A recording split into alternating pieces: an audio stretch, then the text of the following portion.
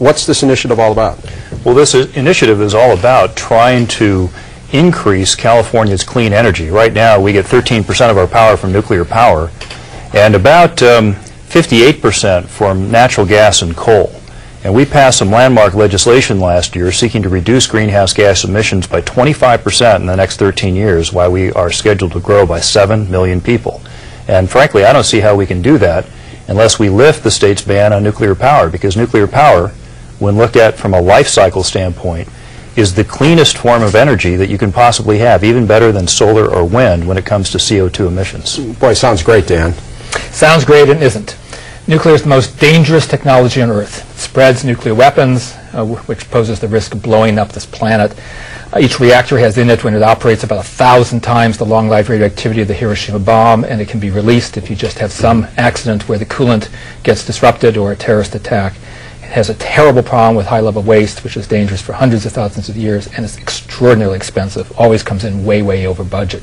So it's the most dangerous technology we've got, and there are vastly better and more sensible alternatives. Okay, well, speaking of dangerous, we're going to look at some images now.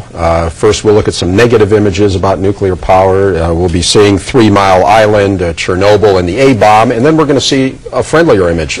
Chuck, why don't you respond to that? And here's those images, which is the public perception Sure, of absolutely. nuclear energy. Well, let's take the 3 Mile Island, America's worst commercial nuclear power accident first.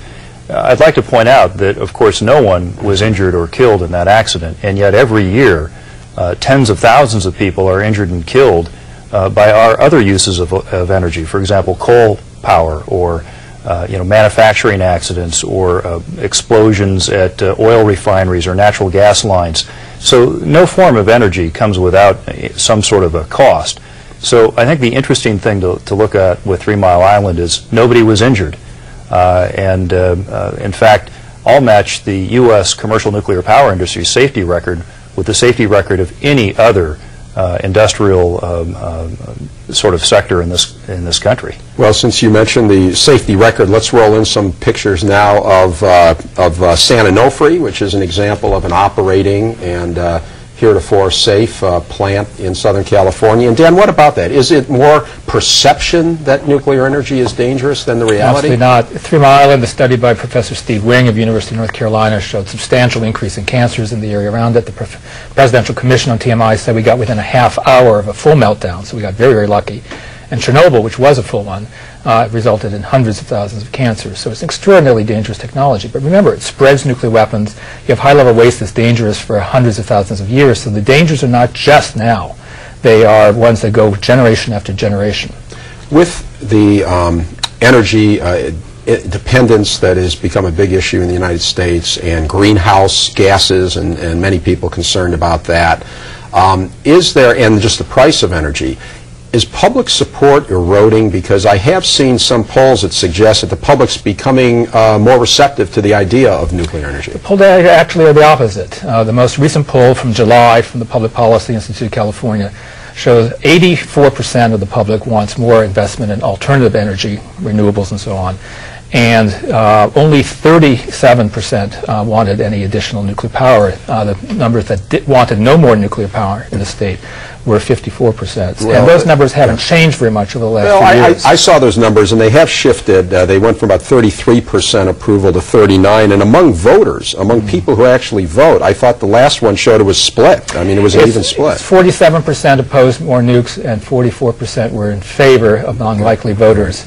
And the problem for Mr. DeVore is this: he must know when you do an initiative like he's proposing, you need to be in the high 50s or at least 60s before you start to have any chance at all. What about that, Chuck? Uphill battle? Oh, absolutely, it's an uphill battle. This is part of a public education campaign, and the way I look at it, we can either have nuclear power sooner or we can have nuclear power later in the state, because the lawmakers and Governor Arnold Schwarzenegger signed into law AB 32 last year that says we've got to reduce greenhouse gas emissions by 25% in 13 years. You cannot do that unless you allow more nuclear power in the state. It is physically impossible. And so as I look at it, the people of this state, if they don't approve nuclear power now, they will later when they see their electrical bills go up by 2 or 3 times what they are today, and they start experiencing rolling blackouts and brownouts. You know, the same people that block nuclear power are the same folks that are blocking the construction of liquefied natural gas terminals on the coast of California, calling the liquefied natural gas tankers H-bombs ready to explode. Well, that's where we get 42% of our electricity today, and that'll only go up in the near future. Where do they think we're going to get that natural gas from if we don't have liquefied natural gas terminals? Well, let me ask about the initiative. How's it going? You can have a whole bunch of signatures that you need to collect soon. How is that going, and do you think you're going to be able to qualify it? We got the Attorney General to approve ballot title and summary on September 5th, and there's a bit of irony there because he was the governor that signed into law the ban in 1976. Of course, he did make you change the name of it. Well, the name of the initiative is the name of the initiative. You can't change that. It's actually part of the law. What he has is the ballot title and summary, and that's different. And it's actually, that's what voters are going to say. It's actually relatively benign. I was quite pleased with what I thought was a neutral summary. So as soon as we got the summary back on the 5th of September, that cleared us for gathering signatures. Since then, we've gotten the California Republican Party to unanimously endorse the initiative. Now, they represent 5.3 million voters in the state of California. And what that means is if we qualify it for June, you'll see a yes recommendation from the California Republican Party in all of their ballot literature. We went into the field with a survey this last weekend. We have a new survey that we'll be doing this weekend. And then pending the results of those surveys will depend then on whether or not we go for a long-term public education campaign with the idea that as people's energy rates go up and up and up and they begin to realize there has to be some other alternative, perhaps they'll be receptive, or whether we go forward immediately and push for the June ballot. Well, it's nice to have the Republicans on board, but this is a blue state. Are there any prominent Democrats for Yes, it? And where's the absolutely. governor on it? Well, those are great questions. You see the organized labor, specifically the trade unions, quite interested in this. The pipe fitters, the steel workers, the electrical workers, because they're the individuals that build and operate these plants. You also have some national Democrats who have said that nuclear needs to be on the table in the context of global warming. You've heard that from Senators Barack Obama and Hillary Clinton.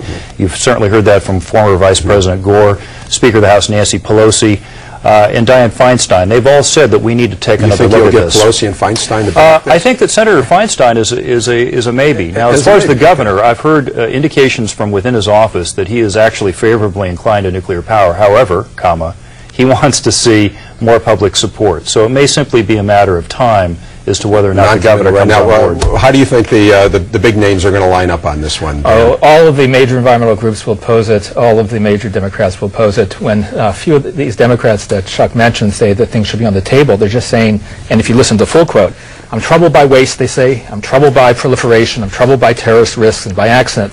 But I think we should be open-minded and see if any of these problems have been solved. Well, we all want to be open-minded. Not a single one of the people that was mentioned is actually in favor How about of building labor, new though? plants. That's a considerable Democrat. Well, it's not all of labor. You've got one major union that would like to be able to build, have some construction jobs. Most of labor is not. Let me ask you, is there a certain irony here that when it comes to global warming, Democrats and liberals tend to want to change a lot about how we live? We should drive cars less. We should change our modes of transportation and the way we build houses and everything.